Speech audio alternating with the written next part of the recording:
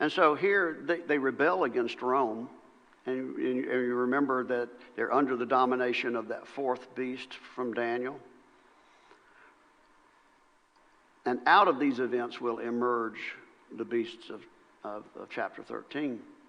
And so the rebellion, the Jews worldwide actually rebel against Rome. And it's often talked about in terms of there being three wars. The first Roman war that results in the destruction of the temple in Jerusalem in 70 AD, something called the Kittos War, which is in the diaspora worldwide, that results in the Roman general Kitos, and even though it's sort of corrupted as Kitos, and we'll get to it, but the general Kitos, Quietus, is sent to quell it, and it is just worldwide bloodshed throughout the Roman world. Followed then by the rebellion of Bar Kokhba, which results in the final desolation of Judea. And so you can read about the first Roman war, so to speak, which I think is all just one big rebellion. I think this is the great falling away. This is the rebellion to which Paul refers, and the great day of the Lord comes, and we will read about it in chapter 14. It says, Josephus in his history tells a real horror story. If you have not read that, I beg you to read it so that you know what Jesus meant when he says, you will see the Son of Man riding on the clouds. And in Jesus' own words from Mark 14, John 21. It's I won't go into it in a lot of detail because it's so easily read for yourself. I don't know how anyone could read this history as in the account of Josephus with any shred of empathy without being reduced to tears. This is just a terrible story. Where mothers resort to cannibalism, where there are roving bands of transvestite zealots randomly murdering people in marketplace and having open homosexual orgies in the streets of Jerusalem, where the city divides into three parts and they war against each other and they burn each other's food, and all while the Romans are surrounding them outside. They really bring themselves down from inside the city. At one time, Josephus describes such a horrible scene that the general Titus himself stands outside the walls and says, "Look, why are you doing this? I don't want this. I revere your God. I don't want his temple destroyed. You're doing this, not me," kind of thing. It's really a horrible, terrible story. It talks of signs in the heavens.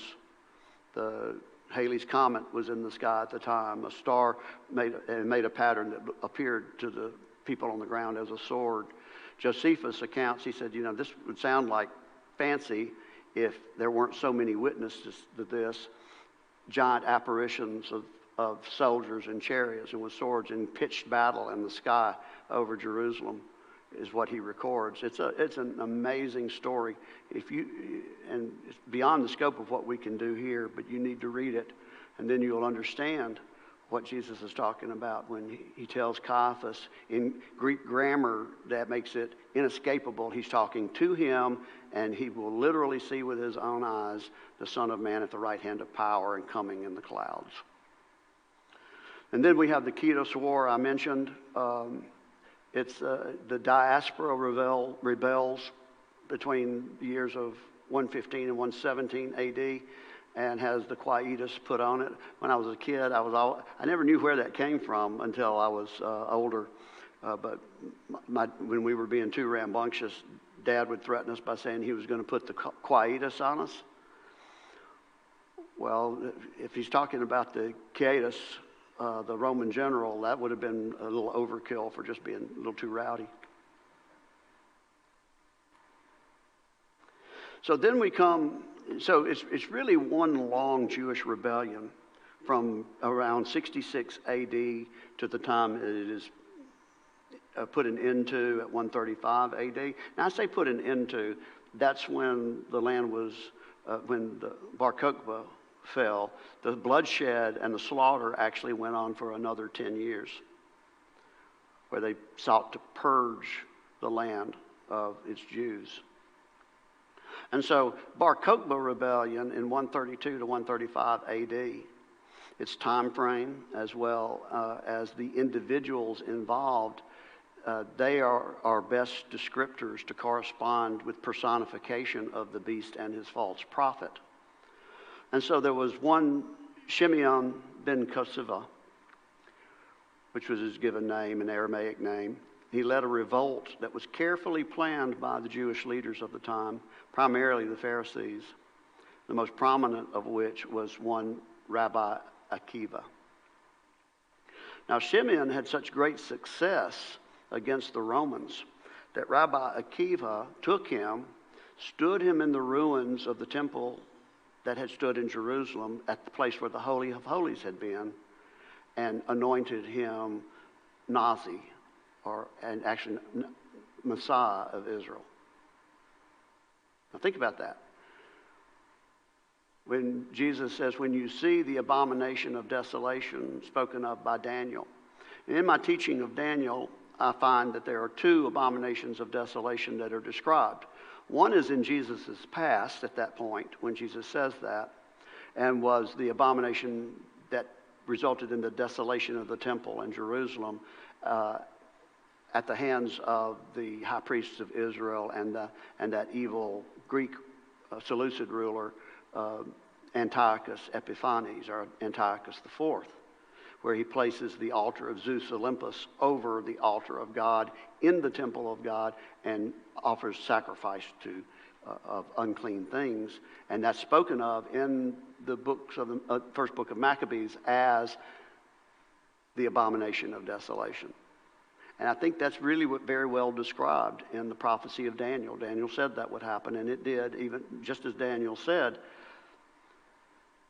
But then there's another abomination of desolation that's set up after the coming of the Messiah and almost contemporaneous with those events, that results in the desolation of the land.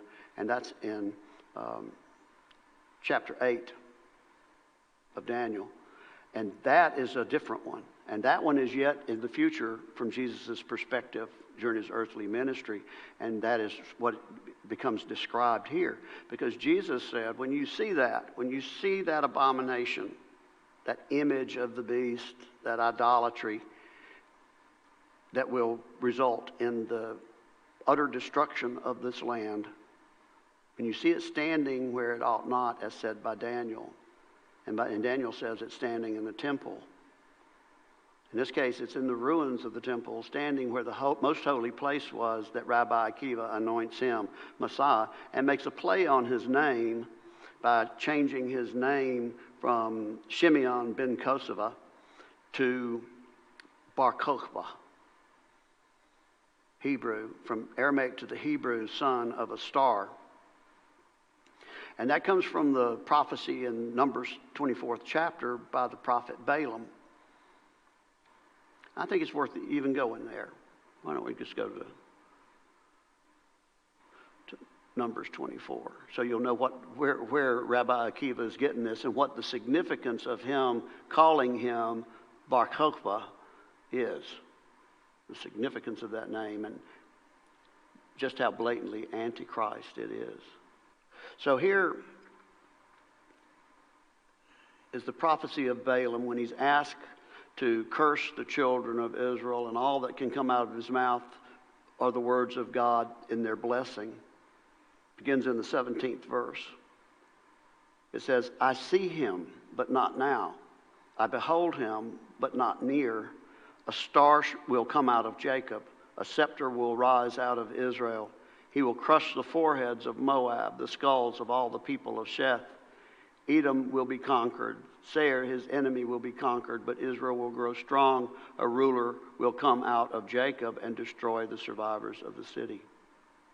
So here was the messianic prophecy of Balaam that this false prophet Akiva was placing the messianic title upon Bar Kokhba, causing him to be worshipped. The image of the beast will now be worshipped as Messiah of Israel. And he's coming in his own name, Bar Kokhba. Now, it's interesting that the Christians, when they saw this, they remembered the words of Jesus. He said, when you see that abomination of desolation standing in the holy place, as spoken by Daniel, leave quickly. And they did. They took this to, most of the Christians got out of Dodge very quickly upon this revelation. And they referred to Bar Kokhba, son of the star, as Bar Koziba, or son of the lie. And so you see him referred to as son of the lie, and even in the rabbinical literature, he's referred to as son of a lie or Bar Koziba. And you see that his messianic claim must have been highly resented, as well as his mark, because I'll show you pictures here in a little bit. These coins from the Bar Kokhba rebellion are found all over Israel. Interesting, many of them have not been found in Jerusalem, if any have been found in Jerusalem, and that's kind of odd. But it says, but you'll find these coins very commonly with all of the features on them very well preserved, but the star is rubbed out. Its messianic reference is rubbed out. I'll show you the pictures here shortly. And so Bar Koziba, son of a lie, was picked up later by the Talmudists, who used it to designate Bar Kokhba as a false Messiah. Interestingly enough, though, they're in modern Israel now.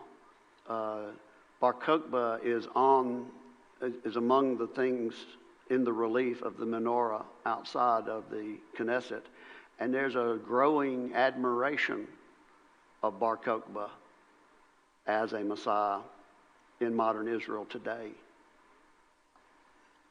You know, some people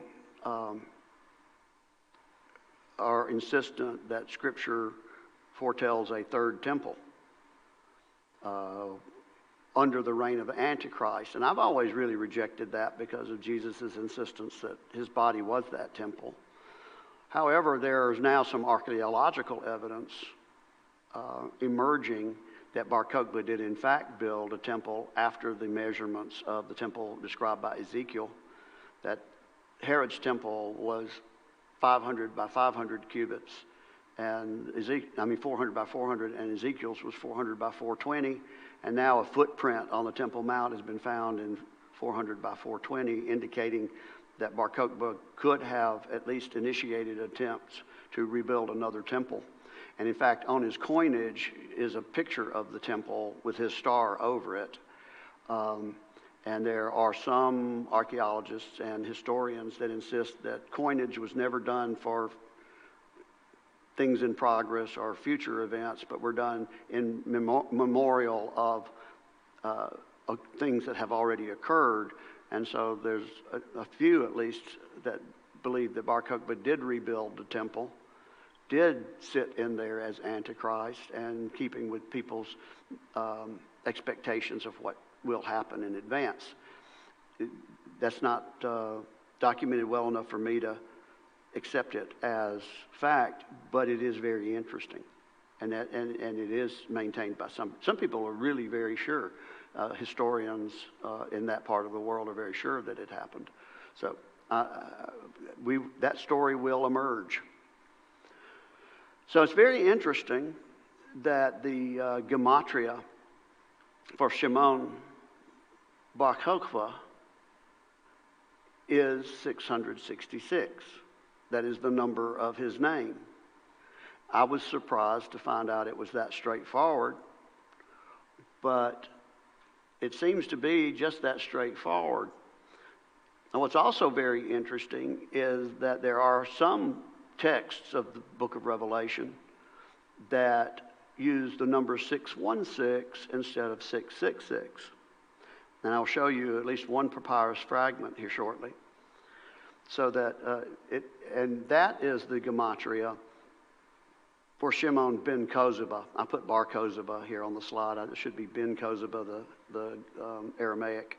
But the gematria, the representation in numbers of those letters is 616 in the Greek of some manuscripts.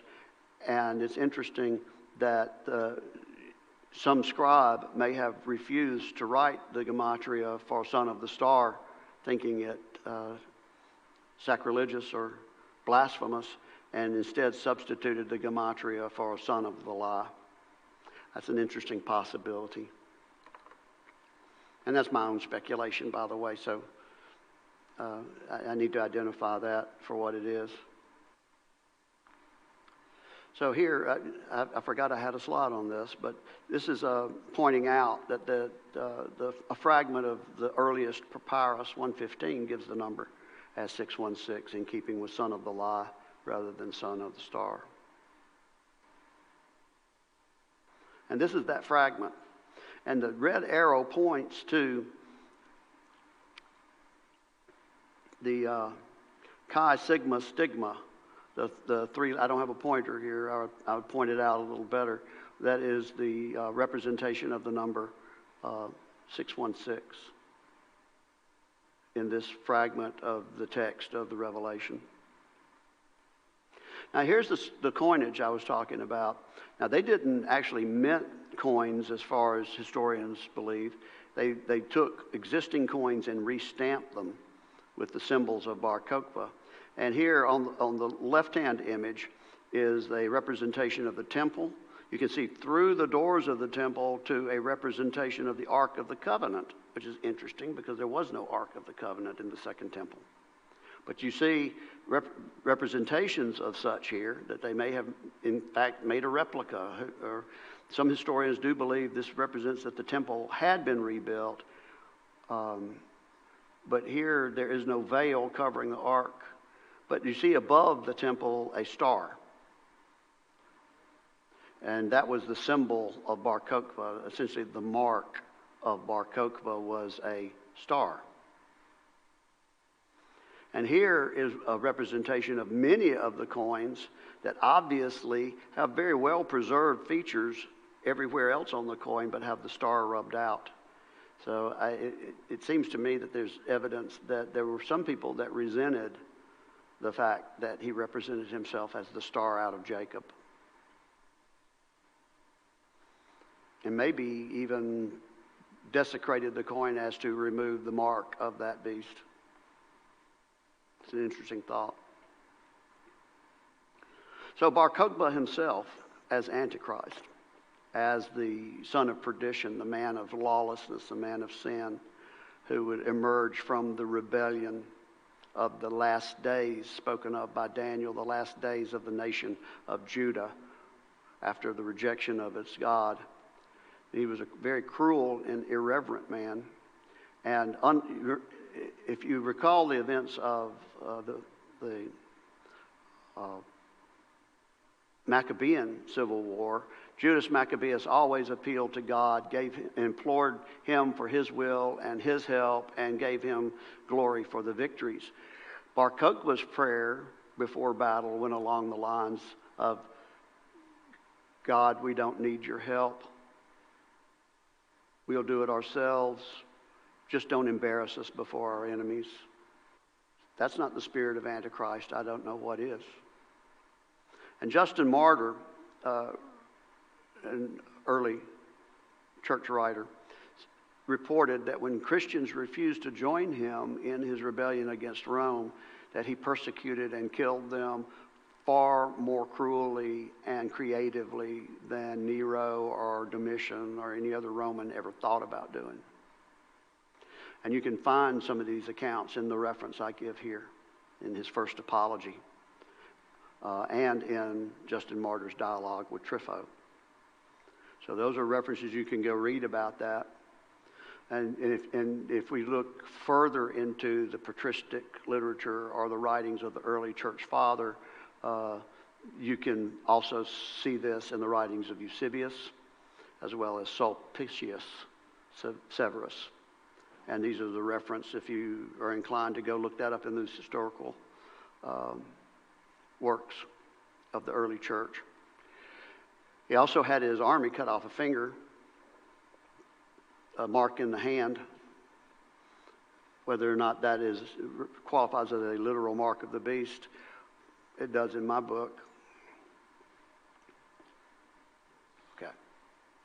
So this was not an insignificant event in history.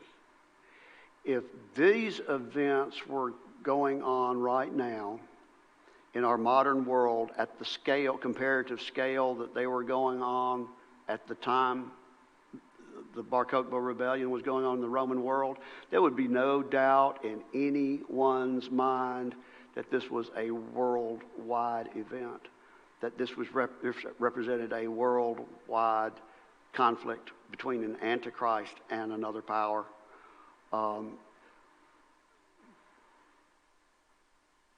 Roman Emperor Hadrian himself, the emperor himself, led this army against Judea. And he required 6 full legions and elements of 6 others, including the greatly feared 10th Legion, the elite stormtroopers. He had to gather the 10th Legion from the Parthian area where he had been at war, and from Britain, and from all over the world. He had to coalesce the 10th Legion in order to face this major threat against the Roman Empire at the hands of the Jews and Bar Kokhba. This was a fight for the life of Rome. Even when Bar Kokhba finally was killed in the Battle of Batar, Hadrian said, no, don't just tell me he's dead. I want to see his body. And it's recorded by Roman historians that upon viewing his body, Hadrian just shook his head. He said he could not have been defeated. Not by Rome, not by anybody. He could not have been defeated had his God not slain him. That's a quote from Emperor Hadrian. So it's recorded in rabbinical literature, in the Talmud, that Bar Kokhba, in his paranoia, falsely accused his maternal uncle, a Rabbi Elazar Hamadai, reportedly a righteous man, according to Talmudic sources, but that he was set up, the story goes, by a Samaritan who falsely accused him to Bar Kokhba, and Bar Kokhba then demanded him to come clean, and when the old man didn't, he kicked him in the stomach so violently that he died. And it is said in the Talmud that at the time that he killed his uncle, Rabbi Hamadai, that a voice spoke from heaven, "May your arm be withered and your right eye blind," identifying him with that worthless shepherd of Zechariah's prophecy in Zechariah 11. Clearly the Antichrist of Zechariah 11. Whether that's true or not, you can't really depend on the Talmud for reliable historical data, but it is interesting that everything else points to him as this worthless shepherd, that one that will come in his own name, that son of perdition, the man of lawlessness. This is just another Lego block in the castle here.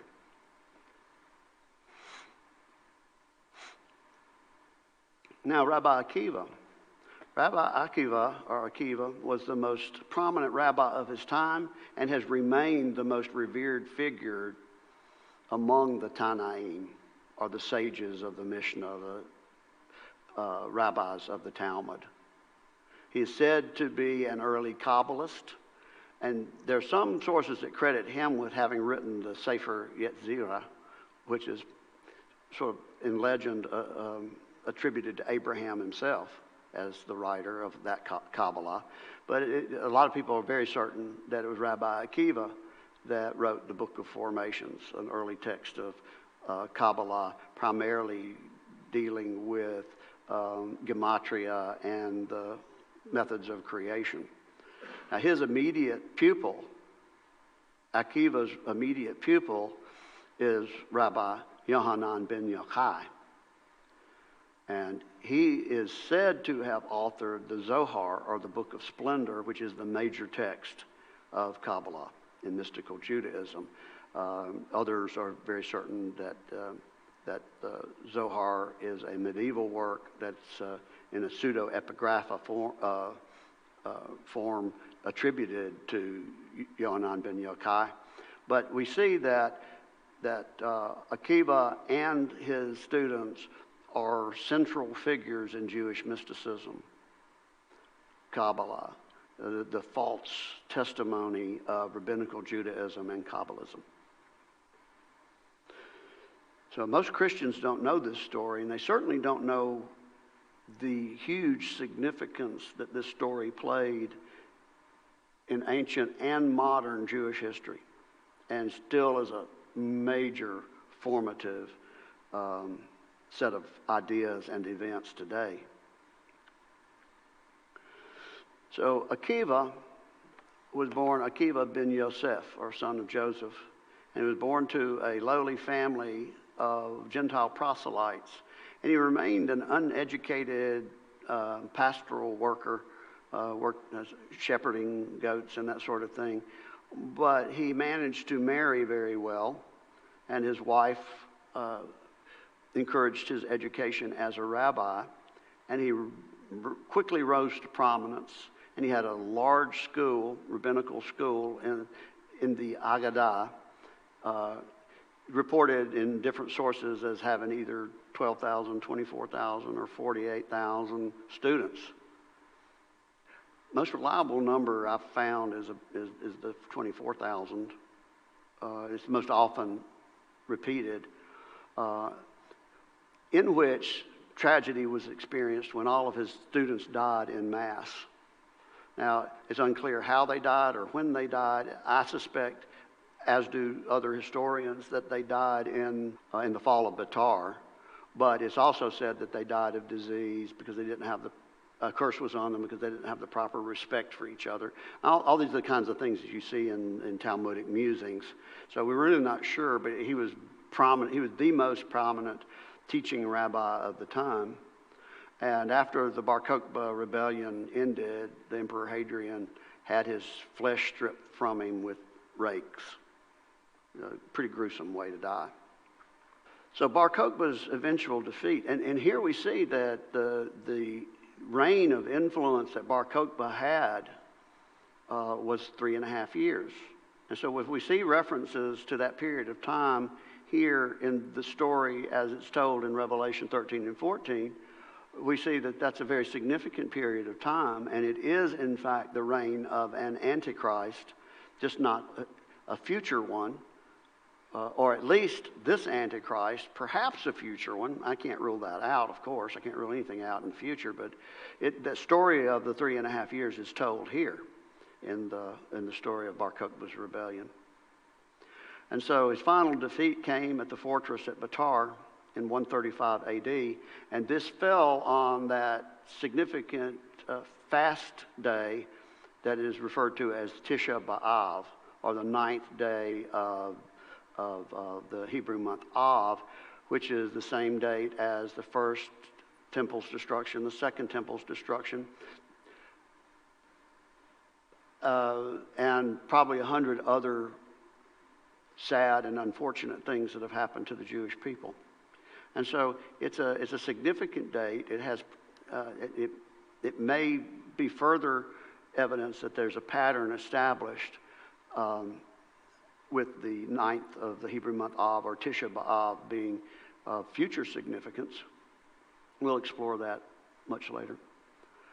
And so the Roman historian Cassius Dio reports that 580,000 Jews were slaughtered at Betar on that single day, at the fall of Betar. One Talmudic source that I read put the number at 800,000. This echoes the words of Lamentations, first chapter, 15th verse. In his winepress the Lord has trampled virgin daughter Judah. And certainly we see this winepress referred to in the closing of the 14th chapter.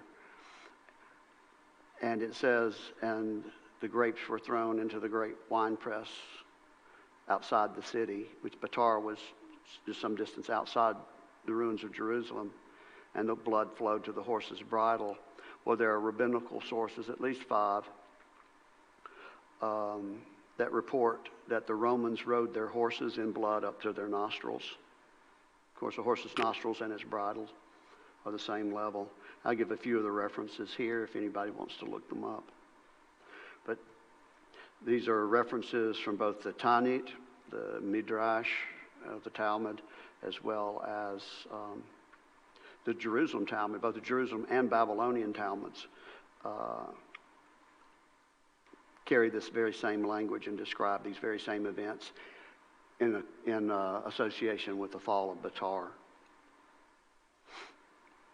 the fortress outside the city. Another source, which I cite here, said that the blood flowed for 40 miles in the Mediterranean and stained the Mediterranean with blood all the way to Cyprus for 185 miles, which is 1,600 stadia described in the 14th chapter. However, the bloodshed did go on for a period of time, and Talmudic sources, as well as Roman historians, note that the bloodshed was from one end of the nation to the other. That is also a distance of 1,600 stadia. And it was end to end for a period of 10 years. Some Talmudic sources, one Talmudic source I read said that, in keeping with this third bullet point, that the Gentiles didn't have to fertilize the vineyards because it was so well fertilized by the blood of the Jews. That comes out of Neusner. But as a result of this, Hadrian expelled the Jews from Judea under penalty of death and allowed them to come back for one day. Of course, you can't get in and out in one day, right? But by statute, they could only come on one day a year, and that was on Tisha B'Av, or the 9th of the Hebrew month Av. He renamed Judea Syria Palestina, or land of the Philistines. He had a real sense of humor, it appears, a macabre sense of humor. But here, rather than the land of the Jews, he named it Syria Palestina. And it's been known as Palestine since. You know, I often see this sort of odd criticism that, you know, Palestine has never been a land. Well, it was for 2,000 years. And it was made a land by conquest and named land of the Philistines by one who considered himself apparently a Philistine, the Emperor Hadrian. And then Hadrian does something very symbolic and prophetically fulfilling. He then took and plowed the ground on which the temple stood. In fact, he did a furrow all the way around Jerusalem, but he plowed the ground on which the temple had stood so that it was indistinguishable from a place where you plant crops. And it was here that the words of Jesus was finally fulfilled, that not one stone would be left upon another.